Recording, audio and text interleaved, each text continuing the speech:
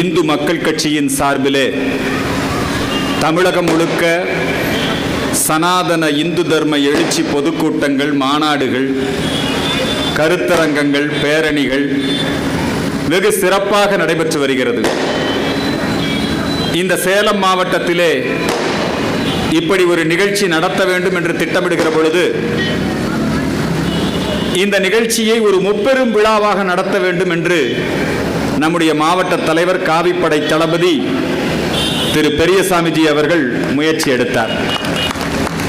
முப்பெரும் விழா என்று சொன்னால் சனாதன இந்து தர்மத்தை வாழையடி வாழையென வந்த திருக்கூட்ட மரபிலே யானும் ஒருவனன்றே என்று சொன்ன வள்ளல் பெருமானுடைய 201வது அவதார பெருவிழா. வாடுகின்ற பயிரை கண்டபோதெல்லாம் வாடி நின்ற வள்ளலார், கொல்லாமை, புலால் உண்ணாமை, மதுவை தொடாமல் இருப்பது, ஜீவகாருண்ய ஒழுக்கம், இவற்றையெல்லாம் இந்த மண்ணிற்கு கொடுத்த, மரணமிலா பெருவாழ்வை இந்த நாட்டு மக்களுக்கு உபதேசித்த, சன்மார்க்க சங்கம் கண்ட, சத்திய தர்மசாலையை நிறுவிய, சத்திய ஞான சபையை நிறுவிய வடலூர் ராமலிங்க அடிகளார் அவர்களுடைய சனாதன இந்து தர்மத்தினுடைய அடையாளமாக இருக்கக்கூடிய ராமலிங்க பெருமானுடைய விழாவை இங்கே நடத்த வேண்டும். வயிற்றுக்கு சோரிட வேண்டும் இங்கு வாழும் உயிர்களுக்கெல்லாம் என்று பாரதி சொன்னானே, இன்றைக்கும் அணையாத அடுப்பு சத்திய தர்மசாலையிலே எரிந்து கொண்டிருக்கிறது. 150 வருடங்களுக்கு மேலாக பசித்தவர்களுக்கு உணவு கொடுப்பது, அதுதான் நம்முடைய அறம். அறம் செய்ய விரும்பு என்கிறார் சனாதன தர்மத்தை பற்றி சொல்லுகிற பொழுது. ஹிந்து என்று சொன்னால் அறம் செய்ய விரும்பு. பசித்தோருக்கு உணவளிப்பது மாபெரும் அறம். மரம் நடுவது மாபெரும் அறம். இல்லாதவர்களுக்கு கொடுப்பது மாபெரும் அறம். இந்த அறத்தின்படி வாழுவதுதான் சனாதன தர்மம். வள்ளலாருக்கு விழா, அதே போல சித்தர்கள் பெருவிழா. அவர் நம்ம ஆளு திருச்சியிலிருந்து வந்து இங்கே சித்தர்கள் பெருவிழா பக்கத்தில், அவர் அப்படித்தான் அருள்வாக்கு சொல்றவர். எல்லாம் சித்தர்கள், சாதாரண ஆளு கிடையாது. பாரதியார் இந்த நாட்டை பற்றி சொல்லும்போது சொல்றார், இந்த நாடு எப்படிப்பட்ட நாடுடான்னு கேட்டாங்க. பாரதியார் சொல்றார், செத்தவனை பிழைக்க வைக்கும் சித்தர் பிறந்த நாடு இந்த பாரத நாடு. 18 சித்தர்கள், பல்லாயிரக்கணக்கான சித்தர்கள், ஆனால் 18 சித்தர்கள் தமிழ்நாட்டிலே. அகத்தியர் தமிழுக்கு இலக்கணம் வகுத்தவர். பொதிகை மலையிலே அமர்ந்து அந்த குருமுனிவர் நம்முடைய கைலாயத்திலே நடைபெறுகின்ற உமா மகேஸ்வரன் அவர்கள் திருமணத்தை கண்டு ரசித்ததாக சொல்லுகிறோம்.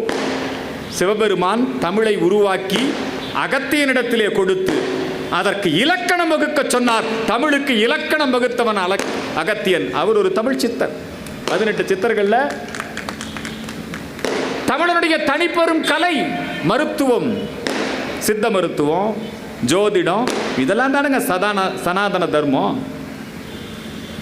இந்த 18 சித்தர்களுக்கு விழா, வள்ளலாருடைய விழா, சனாதன இந்து தர்ம பாதுகாப்பு விழா என்று முப்பெரும் விழா. இன்று காலை அருகாமையிலே இருக்கக்கூடிய மண்டபத்திலே நால்வர் பெருமக்கள் வழிபாட்டோடு, தேவார திருவாசக இன்னிசையோடு, திருவாசக பாராயணத்தோடு, முற்றோதலோடு வெகு சிறப்பாக நடைபெற்றது.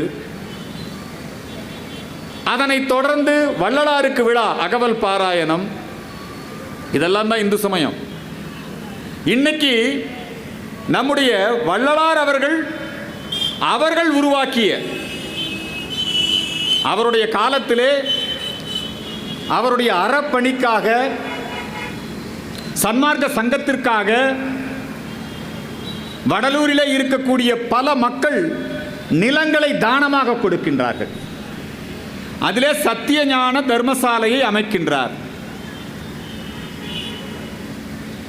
அதிலே சத்தியஞான சபையை உருவாக்குகிறார்.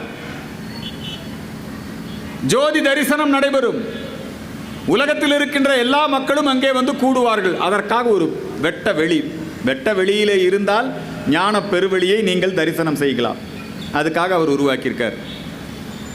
வேணுமுன்னே இந்த கிறிஸ்தவர்கள், மிஷனரி கிறிஸ்தவர்கள், திராவிடர் கழகத்தை சார்ந்தவர்கள், இந்த திராவிடர் கழகத்தை சார்ந்தவனுக்கும் வள்ளலாருக்கும் என்ன சம்பந்தம்னு எனக்கு புரியவே இல்லை.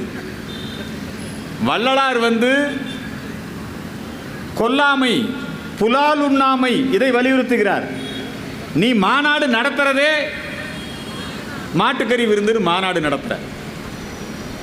திராவிடர் கழகம் கடவுள் இல்லை என்று சொன்னது.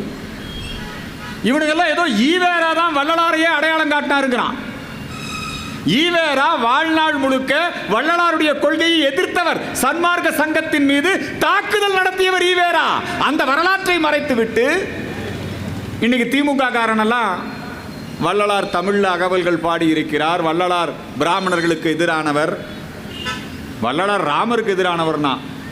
இந்த திருவருட்பா 5ஆம் திருமுறையில் பார்த்தீங்கன்னா ராமநாம மகிமையை வள்ளலார் திருவருட்பாவிலே பாடி இருக்கிறார். ராமநாம மகிமையை வள்ளலார். திருநீர் எப்படி வைக்கணும், இவன் வள்ளலாரை போடும்போது திருநீர்லாம் போடுறான் திமுக காரன். வெக்கமா இல்ல உனக்கு? பொய்யான வரலாறுகளை மக்களிடையே சொல்லி நீ கடவுள் நம்பிக்கை இல்லாதவன், நாத்திகம் பேசி நாத்தடும் பேரிய என்று வள்ளலார் நாத்திகர்களை சாடுகிறார்.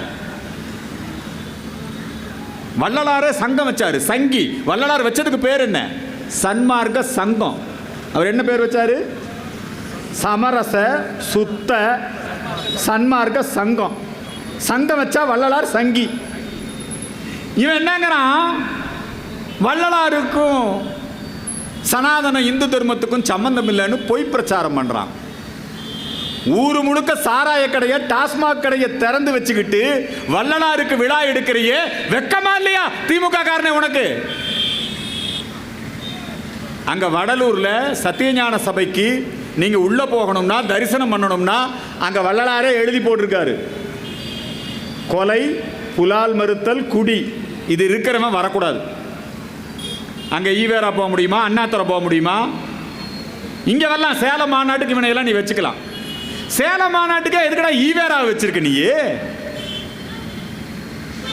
ஈவேராவை தேசிய பாதுகாப்பு சட்டத்திலே கைது செய்ய வேண்டும் என்று கருணாநிதி சட்டசபையில் தீர்மானம் கொண்டு வர்றாரு. கும்பகோணத்திலே சென்று ஈவேரா அவர்கள் திமுகவை தோற்கடிக்க வேண்டும் என்று பேசுகிறார்.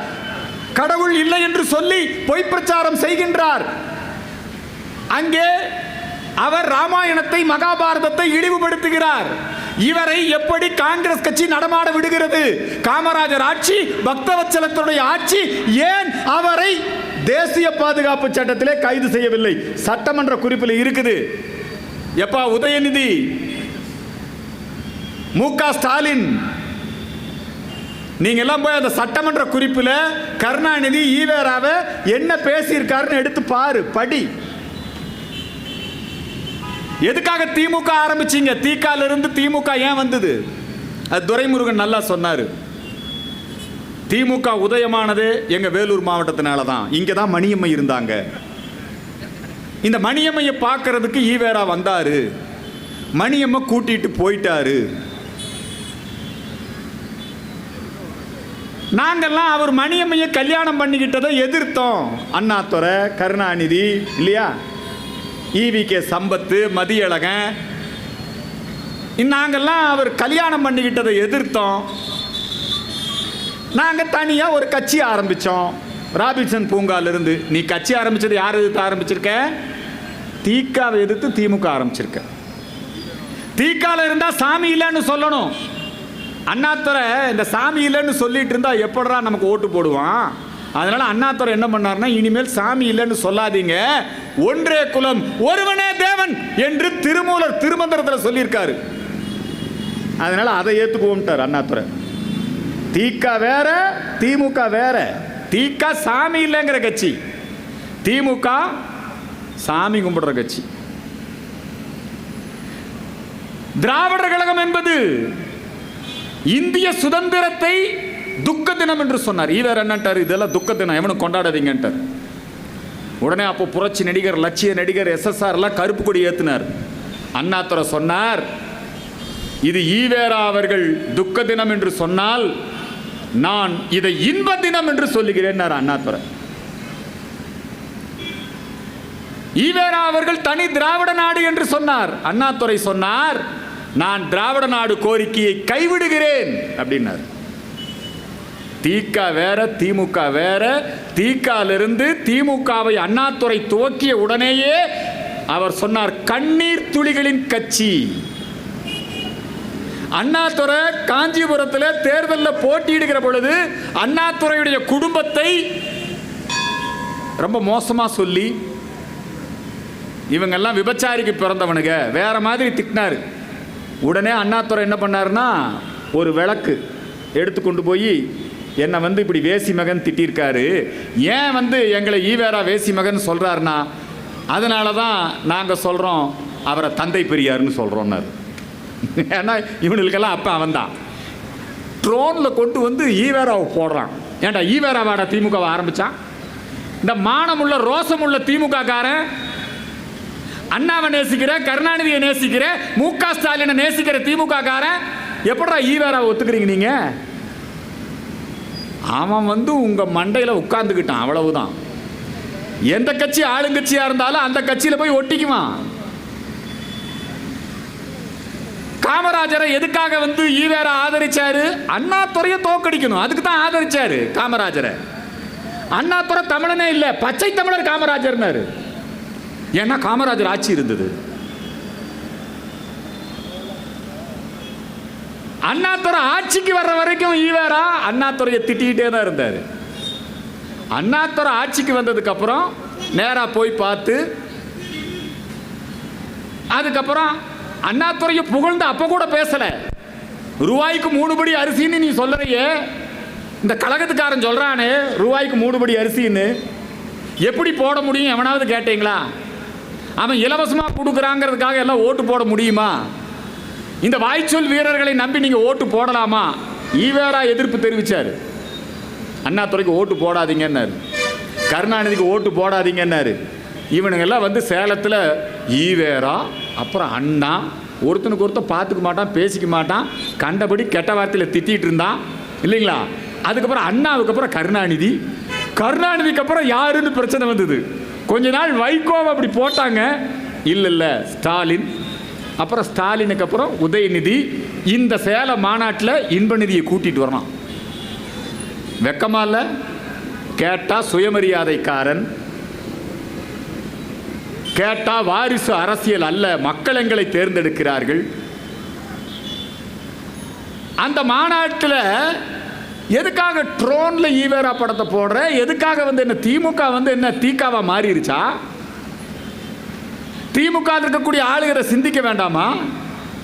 இதை யோசிக்க வேண்டாமா? ஒரு குடும்பம் ஊழல் செய்கிறது, அந்த குடும்பத்தை ஊடக பலத்தின் மூலமாக திராவிடர் கழகமும் கிறிஸ்தவ மிஷனரிகளும் காப்பாற்றி வைத்துக் கொண்டிருக்கிறது. இவங்க அவங்கள இன்னைக்கு பாதுகாத்துக்கிட்டு இருக்கிறாங்க. எதுக்காக ஈவேரா அந்த தீக்கால எத்தனை ஓட்டு இருக்கு? நீ சொல்லு, எத்தனை ஓட்டு இருக்கு? இந்த தர்மபுரி செந்தில் மாதிரி ஆளுகள்லாம்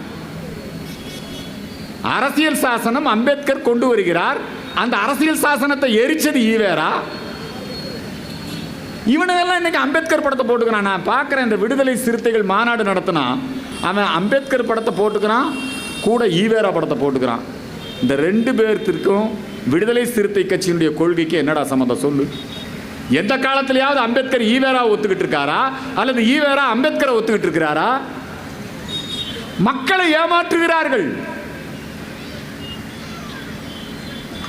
விடுதலை சிறுத்தைகள் மாநாட்டில் இப்போ நான் இங்கே ஒரு போஸ்டர் பார்த்தேன், வெல்லும் சனநாயகம், ஜனநாயகம்னு எழுதக்கூடாதான்.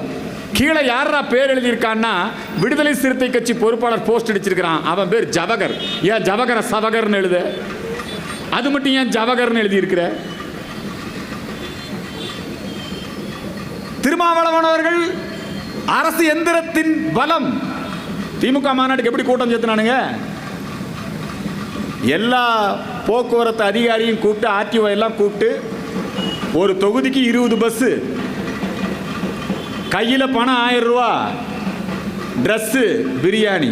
இதுதான் மாநாடு. அது எத்தனை 3 முறை ஒத்தி வச்சு, உங்களுக்கு தெரியும் சேலம்னாலே ஆடம்பர மாநாடு தானே.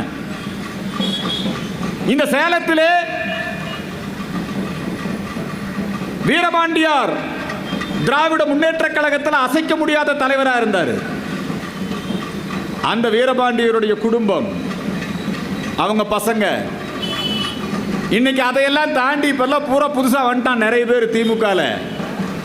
இங்க இருக்கக்கூடிய திராவிட முன்னேற்ற கழகம் முழுக்க முழுக்க யார் வந்து அந்த குடும்பத்துக்கு சம்பாரிச்சு கொடுக்க முடியுமோ, துர்காவுக்கும் மாப்பிள்ளை சபரீசனுக்கும் உதயநிதிக்கும் யாரெல்லாம் லஞ்சம் வாங்கி ஊழல் வாங்கி மண்ணை திருடி கனிம வளத்தை திருடி யாரெல்லாம் கொண்டு போய் அங்க கப்பம் கட்ட முடியுமோ அவர்களுக்கு தான் இன்றைக்கு இந்த ஆட்சியில மரியாதை. அதைத்தான் தியாகராஜன் சொன்னார், நிதியமைச்சராக இருந்தவர். இவர்கள் அவருடைய அப்பா, அவங்க தாத்தா, இவங்கெல்லாம் சம்பாதிச்சதை விட ஒரு குடும்பத்தை சார்ந்த இவர்கள் 30,000 கோடி ரூபாய் அடித்திருக்கிறார்கள் 2 வருடத்தில். எப்படி அதை கொண்டு போய் முதலீடு செய்வது என்பது தெரியாமல் வைத்திருக்கிறார்கள். யார் சொன்னா? நாங்களா சொன்னோம்? திமுக காரனே சொல்றான். துரைமுருகன் 60,000 கோடி ரூபாய் மணல் கொள்ளையிலே சேர்த்திருக்கிறார். யார் சொன்னா? திமுக காரனே சொல்றான். இங்க சேலத்தில் ஒரு திமுகவினுடைய ஒன்றிய செயலாளர், ஒரு தலித், ஒரு பட்டியலின சமூகத்தை சார்ந்தவன் அந்த கோயிலுக்குள்ள போயிட்டு வர்றான். அவனை கண்டபடி திட்டி, எப்படா நீ கோயிலுக்குள்ள போலாம்? உடனே அவனை கட்சியிலிருந்து சஸ்பெண்ட் பண்ணாங்க, மறுபடியும் கட்சியில் சேர்த்துக்கிட்டாங்க. இங்க விடுதலை சிறுத்தை கட்சியுடைய கொடிக்கம்பம் ஏற்றுவதற்கு எவ்வளவு பெரிய போராட்டம், எத்தனை தடியடி! இரட்டை வேடம் போட்டு பட்டியலின மக்களை ஏமாற்றி இந்த மக்களை சுரண்டி சாராயம் வித்து இன்னைக்கு வந்துங்க கனிமொழிக்கு சொந்தமான சாராய ஆலை, திமுக குடும்பத்துக்கு சொந்தமான சாராய ஆலையிலே இருந்துதான் அவர்கள் சாராயத்தை வாங்கி விற்கிறார்கள். அந்த சாராய விலையை உயர்த்தி இருக்கிறார்கள். டாஸ்மாக் கடையில் எல்லாத்துக்கும் விலையேற்றம், அதுலயும் போலி சரக்கு ஓட்டுறான். டாக்டர் கிருஷ்ணசாமி 1 லட்சம் கோடி ரூபாய்க்கு மேல் இந்த டாஸ்மாகிலே ஊழல் நடந்திருக்கிறது. கொண்டு போய் கவர்னர் கிட்ட கொடுக்கிறாரு. விசாரணை உண்டா? இன்னைக்கு டாஸ்மாக் கடையில் பாட்டில் போட்டோ எடுத்து போட்டிருக்கிறான். உள்ளுக்குள்ள புழு நெளியுது என்னென்னமோ சொல்றான். மோசமான சரக்கு, விஷத்தை தான் கொடுக்கிறான். இன்னும் 2 வருஷம் தான் இருக்கு. அதுக்குள்ள எவ்வளவு சம்பாதிக்க முடியுமோ அவ்வளவு சம்பாதிச்சிடணும் அப்படிங்கறதுல தான் மந்திரி எல்லாம் அக்கறையா இருக்கான். அண்ணாமலையும் நம்முடைய மத்திய அரசாங்கமும் எவ்வளவுதான் எச்சரிக்கை நடவடிக்கைகளை மேற்கொண்டாலும், இன்னைக்கு ஸ்பெயின் போயிருக்கிறாரு. ஸ்பெயின்ல என்ன மூலதனங்களை ஈர்க்கறக்கா போயிருக்காரு. இவங்க குடும்பம் சம்பாரிச்சு வச்சிருக்கிறத அங்க எப்படி பதுக்கலாம், அதுக்கு தான் போனார் துபாய்க்கு. வேற எதுக்கு போனார் துபாய்க்கு? இவங்க பணத்தை அங்க எப்படி போய் பதுக்கலாம், எப்படி முதலீடு வரும்? 8 வழிச்சாலை போட்டா எதிர்ப்பு, மின்சார உற்பத்தியா எதிர்ப்பு. அதுவும் இவன் ஆளுங்கட்சியில் இப்ப இவன் கொடுத்திருக்கான் பாருங்க விளக்கம். ஏவாவேலு சொன்னார், நாங்கள் 8 வழிச்சாலையை எதிர்த்தோம், அது வந்து சேலம் டு சென்னை, இப்ப நாங்க 8 வழிச்சாலையை ஆதரிக்கிறோம், அது சென்னையிலிருந்து சேலத்துக்கு. எப்படி ஏமாத்துறான் பாருங்க மக்களை. இவர்களுடைய ஆட்சியிலே நாடு முழுக்க ராமர் கோயில் கொண்டாட்டம் வெகு சிறப்பாக நடக்கிறது. அதை நேரடி ஒளிபரப்பு செய்வதற்கு தடை. ஒரு நிதியமைச்சர் காஞ்சிபுரம் காமாட்சியம்மன் கோவிலிலே மக்களோடு மக்களாக சென்று நேரடி ஒளிபரப்பை பார்க்க வேண்டும் என்று ஏற்பாடு, போலீஸ் போய் கழட்டுறான். ஆனா என்னங்கிறான், அவங்க அப்படி அனுமதி கேட்கல. சேகர் பாபு உடனே அதுக்கு விளக்கம் கொடுக்கிறார். இங்கே அயோத்தியா பட்டணத்திலே சிறப்பு பூஜைக்கு தடை விதிக்கப்பட்டது. அங்கே தடையை மீறி நிகழ்ச்சி நடத்துவோம் என்று சொன்னவர்கள் மீது வழக்கு பதிவு செய்யப்பட்டது. இந்த அயோத்தியா பட்டணத்தில் அதை ஆஃப் பண்ணிட்டான், கரண்ட் கட் பண்ணான். இந்துக்களுக்கு எதிரான ஆட்சி. இந்த சேலத்திலே தான் ராமர் படத்துக்கு செருப்பு மாலை போட்டு ஊர்வலம் போனார்கள். கருணாநிதியுடைய ஆட்சி வந்தாலே அது தீக்காவுடைய ஆட்சியாக மாறிவிடுகிறது. நாடு முழுக்க கொண்டாட்டம், எல்லா ஊரிலும் விடுமுறை, தமிழ்நாட்டில் மட்டும் அடக்குமுறை. இந்த தமிழ்நாட்டை காப்பாற்ற வேண்டும். ஆகவேதான் இந்து மக்கள் கட்சியின் சார்பிலே சேவ் தமிழ்நாடு, டிஸ்மிஸ் டிஎம்கே என்று நாங்கள் இன்றைக்கு இந்த தமிழ்நாடு முழுக்க பிரச்சாரம் செய்து கொண்டிருக்கிறோம். டிஎம்கே ஃபைல்ஸ் 1, 2, 3 இப்பெல்லாம் ஆடியோக்கள் வெளியே வருகிறது. 2G ஊழலிலே நடைபெற்ற அந்த உரையாடல்கள் இன்றைக்கு வெளியே வருகிறது. ஜாஃபர் சேட் பேசுகிறார். கலைஞர் டிவிக்கு 200 கோடி ரூபாய் எப்படி வந்தது? துவக்கப்படாத கலைஞர் டிவிக்கு 200 கோடி ரூபாய் கடன் என்கிற பெயரிலே வருகிறது. அந்த கலைஞர் டிவிக்கு விளம்பரம் கொடுக்குறான் 60 லட்சம் ரூபாய்க்கு. 60 லட்சம் ரூபாய்க்கு பேசி முடிச்சிட்டோன்னு ஜாஃபர் சேட் பேசுறாரு. யார்கிட்ட? கருணாநிதியினுடைய தொலைபேசி சண்முகநாதன் கிட்ட பேசுறாரு. இது மாதிரி எக்கச்சக்கமான டேப் இருக்குது. கருணாநிதி அப்ப ரொம்ப பெருமையா சொன்னார் இந்த டேப்பை பத்தி. பாருங்க, கனிமொழி டாட்டா கூட பேசுறாங்க. கனிமொழி யார் கூட பேசுறாங்க? ரொம்ப பெருமை கருணாநிதிக்கு. டாட்டா கூட பேசுறாங்க கனிமொழி. ஊழல் 2G ஊழல் கதாநாயகன் ஆர் ஆசா, கதாநாயகி கனிமொழி. கனிமொழி கூட திகாரில் வச்சிருந்தாங்க. மீண்டும் இவர்கள் திகாருக்கு போகக்கூடிய சூழ்நிலை உருவாகுகிறது. ஏன்னா நீதிமன்றத்திலேயே திமுக காரங்க அவனுடைய ஆதிக்கத்தை வச்சிருக்கான். நீதிமன்றத்திலேயே இந்த எல்லா வழக்கும் ஓபி சைனி கிட்ட தான் போகும். ஓபி சைனி யாரு? 2G வழக்கை விசாரிச்சு விடுதலை பண்ணவர். ஆர் ஆசாவை விடுதலை பண்ணவர், கனிமொழியை விடுதலை பண்ணவர். இன்னைக்கும் தயாநிதி மாறன் தொலைத்தொடர்பு ஊழல் இன்னைக்கு நீதிமன்றத்தில். எந்த நீதிமன்றத்துக்கு போனாலும் இவன் ஜாமீன் வாங்க முடியாத ஒரே ஆளு செந்தில் பாலாஜி மட்டும்தான். ஏன்னா செந்தில் பாலாஜியோட அண்ணன் இன்னும் சரண்டர் ஆகல. ஜாமீன் கேட்டு போயிட்டே இருக்கிறான் தம்பி அசோக் இல்லையா? அவர் இன்னும் டாஸ்மாக் மந்திரி தான். ஜெயிலுக்குள்ள இருந்துட்டே மந்திரி. 1 லட்ச ரூபா சம்பளம், காரு, வீடு. யார் அப்ப வீட்டு காசு? உதயநிதி கேட்கிற. யார் அப்ப வீட்டு காசுரா? என்ன வாய் துடுக்கோட நீ பேசுற? சனாதனம் என்றால் கொசு, டெங்கு. சனாதனத்தை ஒழிப்போம். நாங்க உதயநிதிக்கு நன்றி சொல்றோம். இப்போ இவன் இந்த சனாதனத்தை ஒழிப்போன்னு இந்த கம்யூனிஸ்டுக்கார முற்போக்கு எழுத்தாளர் சங்கம் அந்த மாநாட்டில் போய் அவன் எழுதி கொடுத்ததை பேசினான் பாத்தீங்களா? அதனால நமக்கு 4 மாநிலத்தில் வெற்றி. 4 மாநிலத்தில் வெற்றி. இவன் இப்படியே பேசணும். இந்த உதயநிதி இவன் இப்படியே பேசிட்டே இருக்கணும். அகில இந்திய அளவில் ராகுல் அவர் எந்த இடத்துக்கு போனாலும் அந்த இடத்துல பிஜேபியினுடைய வெற்றி உறுதியாகிட்டே இருக்கும். அதே மாதிரி உதயநிதி இவன் பேசினா இந்தி கூட்டணி ஒழிஞ்சு வச்சு. மம்தா பானர்ஜி உடனே கண்டனம் தெரிவிக்கிறாங்க. சனாதன எதிர்ப்பு என்கிற பெயரிலே எதற்காக நீங்கள் திமுக நீ பொய்ய சொல்லி ஆட்சிக்கு வந்துட்ட? கல்வி கடனை ரத்து பண்ணுவேன், நகை கடனை ரத்து பண்ணுவேன், நீட் தேர்வை ஒழிப்பேன்னு சொன்ன, மக்களை ஏமாத்தின. அண்ணாதுரை எப்படி ரூபாய்க்கு 3 படி அரிசி என்று சொல்லி ஏமாற்றினாரோ, எப்படி கருணாநிதி ஒரு விவசாயிக்கு 2 ஏக்கர் நிலம் தருவோம் என்று ஏமாற்றினாரோ, என்னத்தையாவது சொல்லி ஆட்சிக்கு வந்துடலான்னு சொல்லி மக்களை ஏமாத்தின. நீ உன்னால செய்ய முடியல. ஊழல் தான் உன்னால பண்ண முடிஞ்சது. எப்படி உனக்கு வெளிநாட்டிலிருந்து மூலதனம் வரும்? எதுக்காக திடீர்னு ஸ்பெயின் போற? உத்தரப்பிரதேசத்தில் யோகி ஆதித்யநாத்துடைய ஆட்சி 1,90,000 கோடி ரூபாய் உலகத்தில் இருக்கிற எல்லா நிறுவனங்களும் அங்க மூலதனம் போடுறான். ஏன்னா அங்க நல்ல ரோடு போட்டு வச்சிருக்காரு, நல்ல மின்சாரம் கொடுக்கிறாரு, சட்டம் ஒழுங்க கரெக்டா வச்சிருக்காரு, ராமர் கோயில் கட்டி முடிச்சிருக்கிறாரு, சர்வதேச விமான நிலையங்களை உருவாக்கி வச்சிருக்காரு. ஆனால் மு.க. ஸ்டாலின் அவர்களே, இங்கே சட்டம் ஒழுங்கு சீர்குலைந்து கிடக்கிறது. ஓடுகின்ற தொழிற்சாலைகளை போராட்டம் நடத்தி மூடுகிறீர்கள். உங்க காலத்தில், எடப்பாடி ஆட்சி காலத்தில் கரண்ட் கட்டு இருந்ததா? அது எப்படி ஸ்டாலின் வந்த உடனே கரண்ட் கட்டு வருது? எடப்பாடியுடைய ஆட்சி காலத்தில் மழை வெள்ளம் பாதிப்பு, இயற்கை பேரிடர், மந்திரி எல்லாம் எப்படி வேலை செஞ்சான்? உன் ஆட்சியில் மழை வெள்ள பாதிப்பு, தென் மாவட்டங்களிலே மழை வெள்ள பாதிப்பு. நீ இண்டி கூட்டணிக்கு போயிட்ட. எங்க? நீ டெல்லிக்கு போயிட்ட. 3 நாள் மக்கள் எவ்வளவு பெரிய பாதிப்பு. உனக்கு மக்களுக்கான நிவாரண பணியை விட டெல்லியில் நடக்கக்கூடிய இண்டி கூட்டணி தான் உனக்கு முக்கியம். 3 நாள் கழிச்சு தான் போனேன். சென்னையிலே மழை வெள்ள பாதிப்பு ஒவ்வொரு ஆண்டும் நடந்து கொண்டு இருக்கிறது. 6,000 ரூபாய் கொடுக்குறேங்கிறான். அந்த 6,000ம் டோக்கன். அந்த டோக்கனை திமுக காரங்கிட்ட வாங்கணும். அந்த டோக்கனை வாங்கிட்டு பணத்தை வாங்குறதுக்கு இன்னொரு நாள் போகணும்.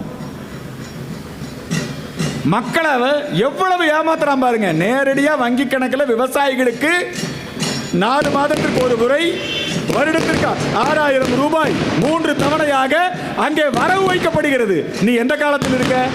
நேரடியாக 6000 ரூபாய் வங்கி கணக்கில் வரவு வைக்கலாம் இல்ல? பொங்கலுக்கு என்ன பொருட்கள் கொடுத்திருக்கிறாய்? பொங்கலுக்கு கொடுத்த பொருள் கடந்த காலங்களிலே தரமற்ற பொருட்கள். இப்போ இந்த காலத்தில் பொங்கலுக்கு ஒன்றும் கிடையாது. 500 ரூபாய் அல்லது 1000 ரூபாய். நம்மெல்லாம் போராடினதுக்கப்புறம், நம்ம கேள்வி கேட்டதுக்கப்புறம் 1000 ரூபாய். மக்களை ஏமாற்றுகின்ற ஒரு ஆட்சியாக இந்த ஆட்சி இருக்கிறது. இந்த ஆட்சியை வைத்துக்கொண்டு இவன் என்ன பண்ணுறான்னா, ஏதோ மத்திய அரசாங்கத்து கூட யுத்தம் பண்ணுற மாதிரி. இடி லஞ்ச ஊழல் செய்யக்கூடிய அமைச்சர்கள் வீட்டிலலாம் சோதனை நடத்துதா? நாங்கள் இடி அலுவலகத்துக்குள்ளேயே சோதனை நடத்துவோம். பல்கலைக்கழகங்களுக்கெல்லாம் கவர்னர் தான் வேந்தரா? நாங்க இங்க ஈவேரா பல்கலைக்கழக துணைவேந்தர் மேல பிசிஆர் கேஸ் போடுவோம். கவர்மெண்டே பிசிஆர் கேஸ் போடுது ஒரு பல்கலைக்கழக துணைவேந்தர் மேல சேலத்தில், இல்லையா? எவ்வளவு ஒரு மோசமான ஆட்சி இந்த ஆட்சி. நம்முடைய இந்திய நாட்டிலே பிரிவினைக்கு ஆதரவாக இப்போ இந்த கம்யூனிஸ்ட்காரன் சொல்றான், யாரெல்லாம் அங்கே பிரதமர் வேட்பாளர்னு சொல்லிட்டு இருந்தானுங்களோ இப்போ அதெல்லாம் போச்சு. இப்போ பாருங்க, அவர் பேசுறாரு, உதயநிதி ரசிகர் மன்ற தலைவர். அவர் என்ன பேசுறாருன்னா, மந்திரியா இருக்கிறாரு, கல்வி அமைச்சர். அவர் நாங்கள் பிரதமர் பதவி வந்தாலும் ஒரு கை பார்ப்போங்கிற அந்த மாநாட்டில். இந்த கம்யூனிஸ்ட்காரன் ஜெயலலிதாவை இப்படித்தான் சொல்லி கூட்டிட்டு போனான், உன்னை நான் இந்திய பிரதமர் ஆக்குறேன். போய் ஒரு டீ பார்ட்டி நடத்தி வாஜ்பாய் கவர்மெண்ட்டை கழுத்துறானுங்க. ஞாபகம் இருக்கா உங்களுக்கு? அது மாதிரி இப்போ இந்த ஸ்டாலினை பிரதமர் வேற ஆக்கணுங்கிறான். அவனுக்கு திட்டம் என்னன்னா, உதயநிதியை முதலமைச்சர் ஆக்கிடுறது, ஸ்டாலினை பிரதமர் ஆக்கிடுறது. என்ன நல்ல கற்பனை! திமுக காரனுக்கெல்லாம் நினைக்கும் போதே சுகமா இருக்குது. ஸ்டாலின் பிரதமர் ஆயிடுவாரு. எப்படி இருக்கு இந்தியா பார்த்துக்குங்க, ஸ்டாலின் பிரதமர் ஆயிட்டாருன்னா. அடே அப்பா, இந்த மாதிரி ஒரு மோசமான ஆட்சி. நாங்கள் எங்கள் தலைவர் மோடி கிட்ட சொல்றது என்னன்னா, ஐயா நீ எங்களுக்கு தலைவர் இல்லை, இந்த நாட்டுக்கு மட்டும் தலைவர் இல்லை, இந்த உலகத்துக்கே நீ தலைவராக இருக்கிற, புரியுதா? உலகத்தினுடைய குருவா இருக்கிற நீங்க. இந்த ராமர் கோயிலை நீங்க கட்டி முடிச்சிட்டீங்க. எங்க வாழ்க்கையில நாங்க எதுக்கெல்லாம் போராட்டம் பண்ணமோ அதை எங்க கண்ணு முன்னாடி நீங்க அதை நிறைவேற்றி கொடுத்துட்டீங்க. காஷ்மீருக்கு விசேஷ அந்தஸ்து நீக்கிட்டீங்க. கொரோனா உலகத்தில் அமெரிக்காலெல்லாம் நிறைய பேர் செத்து போயிட்டான். கொரோனா இல்லைங்களா? அவனால சமாளிக்க முடியல. பிரான்ஸில் நிறைய பேர் செத்து போயிட்டான். மிகப்பெரிய மருத்துவ கட்டமைப்பு முன்னேறிய நாடுகள், அங்கெல்லாம் கூட நிறைய பேர் செத்து போயிட்டான். உலகத்திலேயே கொரோனா அந்த நோயை எதிர்த்து அதுக்கு தடுப்பூசி கண்டுபிடிச்சு எல்லாத்துக்கும் இலவசமா போட்டு எங்க உயிரையெல்லாம் காப்பாத்தினார் மோடி. இந்த தமிழ்நாட்டில் எப்படியாவது இந்த திமுக காரங்கிட்ட இருந்து, இந்த மு.க. ஸ்டாலின் கிட்ட இருந்து இந்த தமிழ்நாட்டை நரேந்திர மோடி காப்பாற்றணும். அதுக்கு நீங்க நடவடிக்கை எடுக்கணும். தமிழ்நாட்டை காப்பாத்துங்க தயவு செஞ்சு. இப்ப மோடியின் கவனம் தமிழ்நாட்டில் இருக்கிறது. அதை நான் எப்பொழுது தெரிந்து கொண்டேன் என்று சொன்னால், கடந்த ஒரு மாதத்தில் 2 முறை வந்துட்டாரு.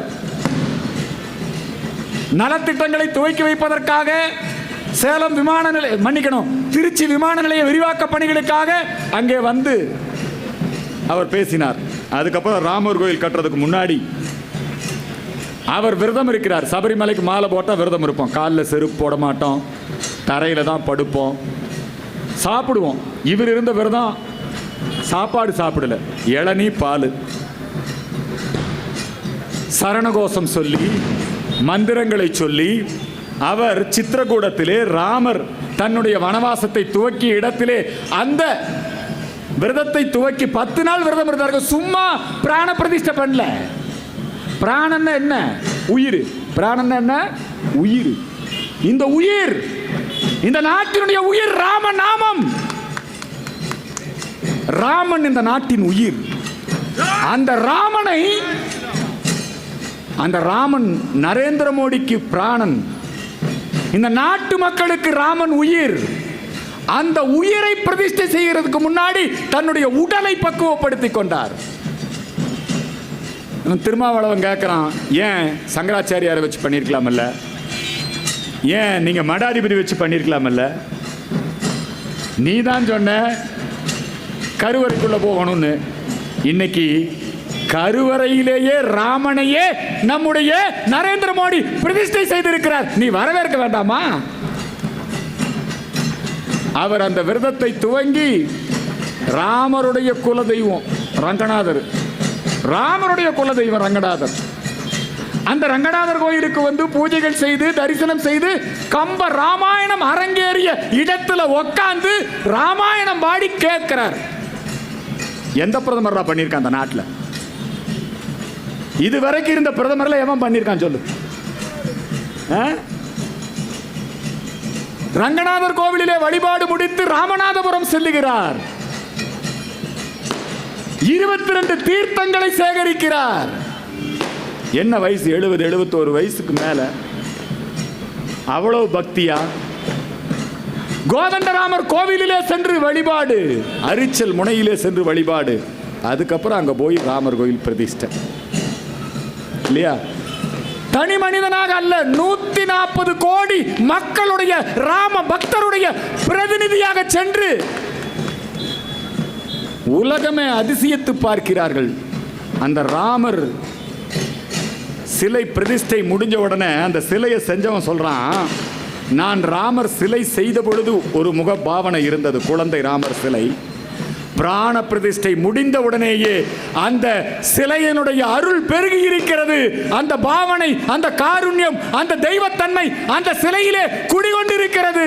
சிலையை செஞ்சவன் சொல்றான், இந்த பால ராமருடைய சிலை அங்கே பிரதிஷ்டை ஆயிருக்கிறது என்று சொன்னால் ராம ராஜ்யம் இங்கே துவங்கி இருக்கிறது என்ற அர்த்தம். இப்படிப்பட்ட ஒரு அற்புதமான காரியத்தை அசாத்தியதே சாத்தகா என்று சொல்லுவார்களே, நீங்கள் தெய்வத்தின் வடிவமாக இருந்து நீங்கள் இதை செய்து முடித்திருக்கிறீர்கள். நாங்கள் உங்ககிட்ட கேட்கிற ஒரே கோரிக்கை, இந்து மக்கள் கட்சி சார்பில், பிஜேபி சார்பில் இல்லை, இந்து மக்கள் கட்சி சார்பில் நாங்கள் கேட்கிற ஒரே கோரிக்கை, தயவு செய்து உடனடியாக இந்த ஊழல் திமுக அரசாங்கத்தின் மீது நடவடிக்கை எடுங்கள், இவர்களை கைது செய்யுங்கள். எதுக்குடா? பொன்முடிக்கு வந்து நீதிமன்றம் தண்டனை கொடுத்துருச்சு இல்லையா? பொன்முடி மனைவி 2 பேர்த்துக்கு தண்டனை கொடுத்தாச்சு. தண்டனையை நிறுத்தி வைன்னு போறான், அவன் நிறுத்தி வைக்க முடியாதுன்னு சொல்லிட்டான். பொன்முடி தண்டனை கொடுக்கப்பட்ட உடனேயே சட்டமன்ற உறுப்பினர் பதவியை இழந்து விடுகிறார். ஆனா அவர் மந்திரி.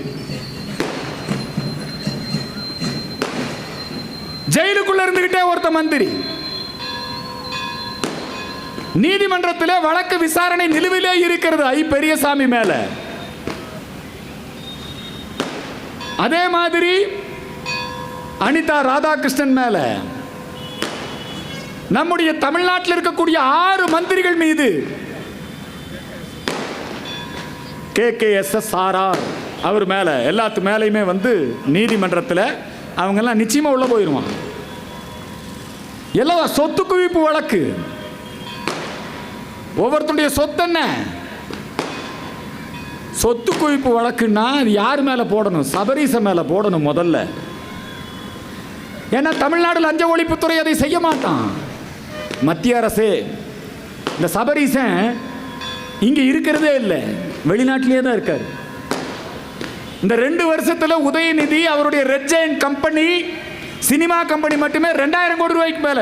கமலை வச்சும் அவர் தான் படம் எடுக்கிறார், ரஜினியை வச்சும் அவர் தான் படம் எடுக்கிறாரு, விஜய், அஜித், எல்லா வசூலும் அவங்ககிட்ட தான். வடக்குப்பட்டி ராமசாமி அவர் தான். இல்ல அது இந்தி படமும் அவர் தான் எடுத்துக்கிறார். எல்லாமே அவங்க தான் எடுத்துக்கிறாங்க. கோடி கோடியா இப்படி சம்பாரிச்சு வைக்கிறானே, இவன் மேல எல்லாம் இடி ரைடு போகாம, இவங்க மேல எல்லாம் நடவடிக்கை எடுக்காம, நடவடிக்கை எடுத்தா தலித் மேல நடவடிக்கை எடுத்துட்டான், திராவிடத்து மேல நடவடிக்கை எடுத்துட்டான்னு பொய். என்னைக்கு வந்து இந்தியாவை ஒன்றியம்னு சொல்லுதோ இந்த திமுக, அன்னைக்கே நடவடிக்கை எடுத்திருக்கணும். இந்தியா ஒரு நாடு, பாரத நாடு. இதை வந்து ஒன்றியம்னு சொன்னா அது எந்த வகையில் நியாயம்? பிரிவினைவாதம், பயங்கரவாதம். இன்னைக்கு இந்தியாவுக்கு வெளியே இருக்கக்கூடிய அத்துணை இந்திய விரோதிகளோடும் தொடர்பு கொண்டு இந்திய அரசாங்கத்தினுடைய இறையாண்மையை சீர்குலைக்கக்கூடிய வேலையை இன்னைக்கு அவன் செஞ்சுக்கிட்டு இருக்கான். காஷ்மீர் தீவிரவாதிகளுக்கு ஆதரவு யாரு? திமுக. காஷ்மீர்ல 370 ரத்து பண்ண உடனே டெல்லியில போராட்டம், கனிமொழி கலந்துக்குவாங்க. நல்ல வேளை போகல. காலிஸ்தான் பயங்கரவாதிகளுக்கு ஆதரவு. காலிஸ்தான் பயங்கரவாதின்னு இப்ப அண்ணன் சீமான் இவரு என்னையே வந்து அவங்க வீட்டில் போய் சோதனை போடுறாங்க. இப்போ யார் வீட்டில எல்லாம் தெரியுமா? அந்த யூடியூப் எல்லாம் வச்சு நடத்திட்டு இருக்காருலங்க. இங்க சேலத்துல தான் துப்பாக்கி தயாரிச்சிருக்காங்களாம். அதன் பேர்ல சோதனை போடுறாங்க. இந்த நாம் தமிழர் அப்படிங்கிற அமைப்பே அது துவங்கிய காலத்திலே இருந்து நாங்கள் சொல்லி வருகிறோம். அது நாம் கிறிஸ்தவர் அமைப்பு. அவர் செபஸ்டியன் சைமன். அவர் இப்போ நல்லா குங்குமம்லாம் வச்சுக்கிறாரு, வீட்டில் சம்சாரத்தோடு சேர்ந்து முருக பக்தர் ஆயிட்டார் அவர். நாங்கள் வரவேற்கிறோம். ஆனால் இந்திய ஒருமைப்பாட்டிற்கு எதிரானவர்கள் இவர். இந்த கிறிஸ்தவ மிஷனரிகள் ஆட்டுவிக்கின்ற ஆட்டத்திற்கு பலியானவர்கள் இவர்கள். இன்னைக்கு திமுகங்கிற அந்த அதிகார மையத்தை கிறிஸ்தவ மிஷனரிகளும் திராவிட கழகத்தை சார்ந்தவர்களும் கம்யூனிஸ்டுகளும் கைப்பற்றி வைத்துக் கொண்டு மாட்டிக்குவான். கருணாநிதி இருந்தா தப்பிச்சிருக்குவார். அவர் கம்யூனிஸ்ட்காரனுக்கு அல்வா கொடுப்பாரு.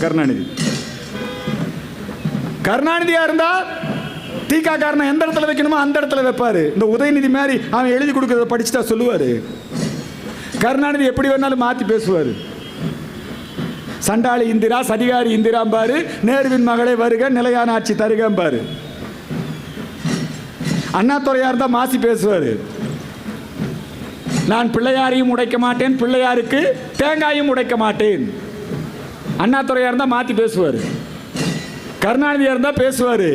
ஆனா இவன் இந்த உதயநிதி அவனதோ மிகப்பெரிய சமூகம். இந்த யாருன்னு இங்க இருக்கான் பாருங்க, ஒரு ஆள் பியூஷ் மானுசு, இந்த பூ உலகின் நண்பர்கள் சுந்தர்ராஜ், இந்த தமிழ்நாடு முற்போக்கு எழுத்தாளர் சங்கத்தை சார்ந்தவனுங்க, இவனுங்கெல்லாம் எழுதி கொடுக்கறத படிச்சுக்கிட்டு இன்னைக்கு இந்த ஆட்சியை இவங்க குடும்பத்துக்கு வர வேண்டிய வருமானம் வந்துருது. இன்றைக்கு தமிழகத்திலே விஷ விதைகளை தூவி கொண்டிருக்கிறார்கள். ஆகவே நரேந்திர மோடி அரசாங்கத்திற்கு நாங்கள் வைக்க வேண்டிய கோரிக்கை, வைத்திருக்கக்கூடிய கோரிக்கை, டிஸ்மிஸ் டிஎம்கேவை டிஸ்மிஸ் பண்ணிட்டு எலெக்ஷன் நடத்துப்பா. அப்பதான் தேர்தல் நேர்மையா நடக்கும். இந்த கோரிக்கையை முன்வைத்து இந்த மாநாட்டிலே ஒரு தீர்மானத்தையும் நிறைவேற்றி எங்களுடைய தேர்தல் பிரச்சாரம் மீண்டும் மோடி வேண்டும், மோடி, பாரத நாட்டிலே 3வது முறையாக நரேந்திர மோடி அரசாங்கம் அமைய வேண்டும். அது மட்டுமல்ல, நம்முடைய தமிழகத்திலே 40 நாடாளுமன்ற தொகுதியிலும் நரேந்திர மோடி வெற்றி பெற வேண்டும் என்கின்ற அந்த பிரச்சார கூட்டத்தையும் துவக்கி இந்த அளவிலே நிறைவு செய்கிறேன். நன்றி, வணக்கம். பாரத் மாதா கி ஜெய்.